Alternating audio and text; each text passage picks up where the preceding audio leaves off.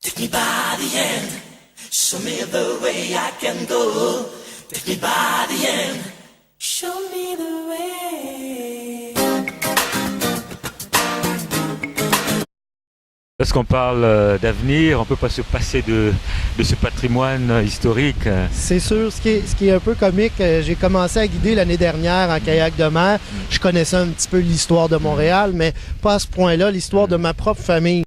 Et j'ai découvert l'hiver dernier, j'ai fait des lectures entre mes deux saisons de guidage, que mes ancêtres sont arrivés ici même, à Rivière-des-Prairies, pas très loin. D'ailleurs, leur maison est encore là, la maison du Bon Temps, qui est la maison des ancêtres des hôtels, qui sont arrivés ici, qui ont défendu Hochelaga, qui ont navigué sur la Rivière-des-Prairies. Avant que le pont Pineuf soit bâti, il y avait un bac qui traversait les gens ici, là, qui était une espèce de traversier. Mon grand-père et mon arrière-grand-père ont été passeurs sur le bac. Alors, je pagaille dans mes racines, comme je me plais à me dire, l'aspect historique familial, l'aspect historique des gens autour pour l'avenir. Bien sûr, on ne peut pas se passer du passé, de ce qu'on était avant, de la raison pourquoi on l'a développé puis utilisé, puis de se réapproprier tout ça, bien sûr. Excellent, ouais. C'est parfait.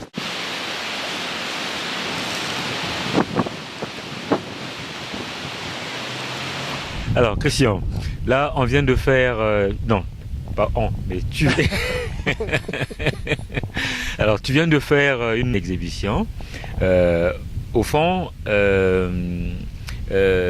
comment ça se passe lorsque tu le fais avec des gens? Est-ce que vous suivez en file indienne? Nous, on dit souvent sortie accompagnée plus que sortie guidée. L'objectif, c'est que les gens puissent en profiter, mais dans un cadre où ils sont d'abord en sécurité. Et on parle d'initiation. Quand on initie les gens, c'est important que l'initiation soit faite d'une bonne façon. On peut aussi aller se louer un kayak n'importe où, dans un magasin de location, pas savoir en faire, partir sur l'eau puis avoir une très mauvaise expérience. Pas nécessairement dangereuse. Parfois oui, mais surtout de ne pas bien maîtriser l'embarcation puis de se dire, ben, dans le fond, c'est pas pour moi le kayak ou c'est pas pour moi. Et c'est vrai pour n'importe quelle activité un peu de sportive. Alors, ce qu'on fait d'abord, c'est qu'on explique bien aux gens, bon, les mesures de sécurité. On prend le temps d'ajuster aussi les kayaks, les sièges, les équipements pour qu'ils soient bien confortables. Et on prend un temps sur le sol pour leur expliquer un petit peu la base, la mécanique. Parce que comme beaucoup d'autres sports, c'est pas physique tellement que technique. Alors, quand on maîtrise bien la technique, on a du plaisir. Et ensuite, la sortie se fait de façon accompagnée. Donc, c'est sûr que le guide va donner une direction, va encadrer l'aspect de temps aussi. On fait 2 heures, 3 heures. Donc, il vient un moment où il faut tourner de bord pour retourner au point de départ.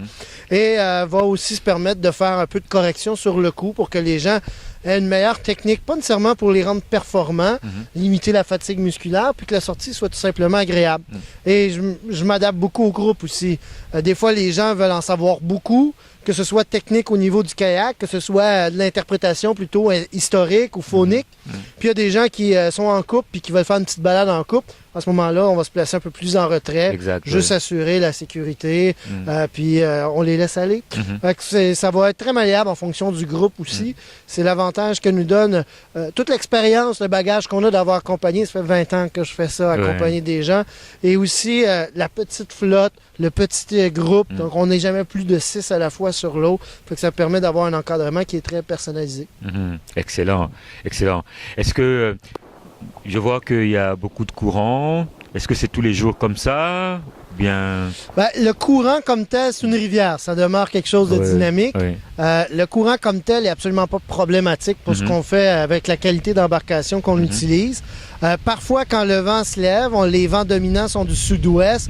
Alors là, si on commence à avoir des vents importants, là ça peut devenir un défi. Mais c'est sûr on ne fait pas de sortie d'initiation quand il y a des vents rendus à une certaine vitesse. On calcule les vents en nœuds, rendu à un certain nombre de nœuds. Alors, à ce moment-là, on sortira pas. Mais pour quelqu'un qui ne sait pas nager, peut-il faire du canoë? Tout à fait, parce qu'on ne va pas dans l'eau. On reste sur l'eau. Et on a toutes les vestes de sauvetage, équipements de sécurité. Et les embarcations sont très, très stables. Les gens qui ont un petit peu plus de doutes ou qui sont très insécures, on les encourage à partir en tandem. À ce moment-là, c'est des kayaks qui font 20 pieds de long, très, très stables. Ils sont avec quelqu'un. Ça peut être même un guide qui les accompagne. Fait que ça sécurise souvent pour une première sortie. Mais Ça fait 20 ans et j'ai rarement, peut-être une fois ou deux en 20 ans, eu des gens qui sont allés à l'eau sans le vouloir. Alors, généralement, les gens qui vont à l'eau, c'est parce que c'était prévu, ils voulaient essayer les techniques de récupération, ces choses-là. Mais ici, dans nos sorties d'initiation, les gens chavirent pratiquement jamais. Une jeune, une fois, qui l'a expérimenté parce qu'elle a fait un mauvais geste, mais elle savait un peu ce qu'elle faisait. Ok, excellent. Est-ce que tu peux nous décrire un peu ce magnifique paysage? Où sommes-nous et que voyons-nous? Alors, on est sur les abords de la rivière des Prairies, au pied du barrage de rivière d'Hydro-Québec, le barrage de rivière des Prairies. Alors, la rivière des Prairies est coupée en deux par ce barrage-là. Portion ouest qui s'en va vers le lac Ok. Et donc, des Deux-Montagnes. J'allais oublier le nom du lac. Et cette portion est ici qui se rend au fleuve. Alors, on peut dire qu'au pied du barrage, on est la porte sur le fleuve.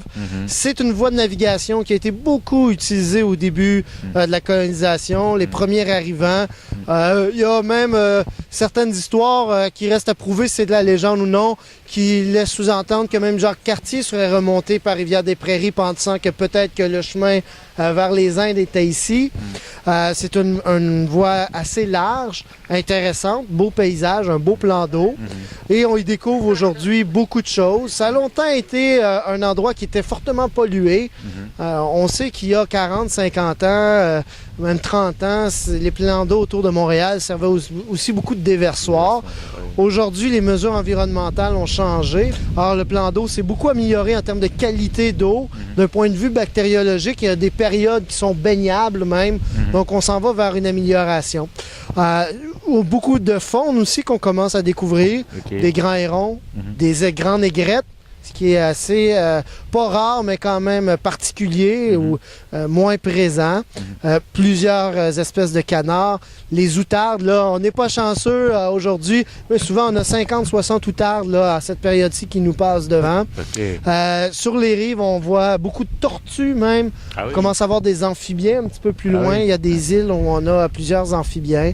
Donc, une belle diversité au niveau de la faune aviaire particulièrement, mais aussi au niveau des tortues, des amphibiens, tout ça. Ok. Et donc, ceux qui font le canoë ont le privilège de découvrir ce magnifique paysage et de vivre, d'en être imprégné. Exact. Et puis, une fois sur l'eau, on sent plus le bruit, le stress de la ville.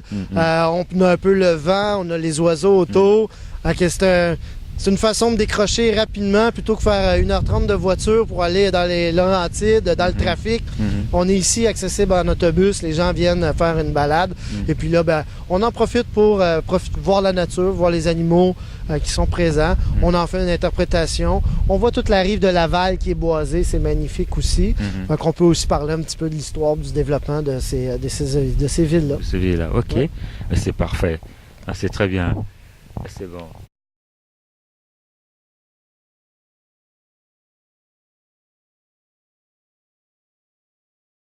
Alors, ici, ok, merci.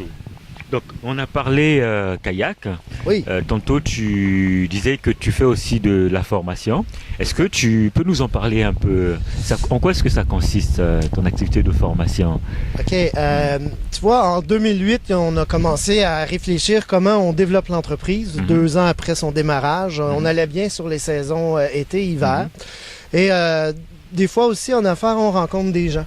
Et j'ai rencontré une personne qui est un spécialiste, un instructeur à la Croix-Rouge canadienne.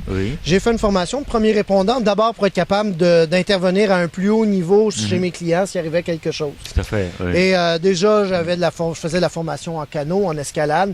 Alors, cette personne-là m'a tout simplement dit, pourquoi tu lis pas tes compétences de formateur et de pédagogue à tes compétences d'intervenant en premiers soins pour devenir moniteur au niveau des premiers soins.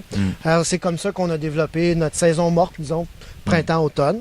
Et aujourd'hui, je fais de la formation en premiers soins. Je me suis, de par mon métier de guide, spécialisé dans les formations de secourisme en milieu éloigné. Quoi faire quand il y a des délais de secours qui sont très grands. Et lié d'amitié avec des gens au département d'intervention loisirs au Cégep du Vieux-Montréal, où je suis maintenant consultant pour les formations des futurs techniciens en loisirs. Alors, de prendre mon expérience et de la redonner à ceux qui deviendront soit des les employés d'une entreprise de tourisme d'aventure ou les futurs dirigeants de ces entreprises-là. Ben. Exact. L'activité, comment dirais-je, de formation, ça prend quelle proportion dans